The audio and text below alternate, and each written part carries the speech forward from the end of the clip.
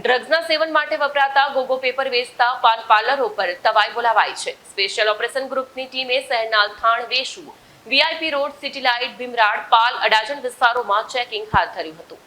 Special operation ગ્રુપની ટીમે શહેરના Althan, Vesu, VIP road, city light, Bhimrad, Pal, Adajan વિસ્તારોમાં ચેકિંગ કર્યું હતું। અહીંના વિસ્તારોમાં પાનના ગલ્લાની આડમાં ડ્રગ્સના વેચાણની બુમરાણ વચ્ચે ડ્રગ્સ હાઇબ્રિડ ગાંજાના સેવન માટે ઉપયોગમાં લેવાતા પ્રતિબંધિત ગોગો પેપરનું પણ ખુલ્લેઆમ ધૂમ વેચાણ થતું હોવાની ફરિયાદો મળી હતી, જેથી પોલીસે અહીંના પાનના ગલ્લાઓ પર દરોડા પાડી ગોગો પેપરનો જથ્થો કબજે લીધો હતો।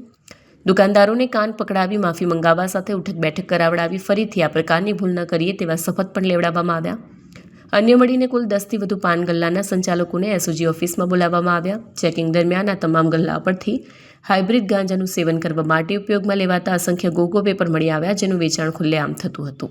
એસઓજીની ઓફિસમાં જ તમામ સંચાલકોને કાન પકડાવીને માફી મંગાવવામાં આવી। તમામ સંચાલકોએ કબૂલાત કરી કે તેઓ પૈસાની લાલચમાં ગોગો પેપર વેચતા હતા અને હવે તેઓ આ ભૂલ નહીં કરે। વધુમાં તમામ સંચાલકોએ કાન પકડી ખાતરી આપી હતી કે તેઓ માત્ર ગોગો પેપરનું વેચાણ બંધ નહીં કરે, પરંતુ પોતાના ગલ્લા પર શાળા કે કોલેજોના વિદ્યાર્થીઓને બિનજરૂરી રીતે એકઠા પણ ન થવા દેશે। પોલીસે જણાવ્યું હતું કે આ કાર્યવાહી માત્ર કાયદાકીય નથી, પરંતુ સામાજિક જવાબદારીનો ભાગ પણ છે, જેથી અન્ય વેપારીઓ પણ આવા ગેરકાયદેસર અને અનૈતિક વેચાણ કરતા ડરે। પોલીસના અનોખા ઓપરેશનથી શહેરના પોશ વિસ્તારોમાં ચાલતી યુવાધનને નશાના રવાડે ચડાવવાની ગતિવિધિઓ પર અંકુશ લાવવાનો પ્રયાસ કરવામાં આવ્યો છે।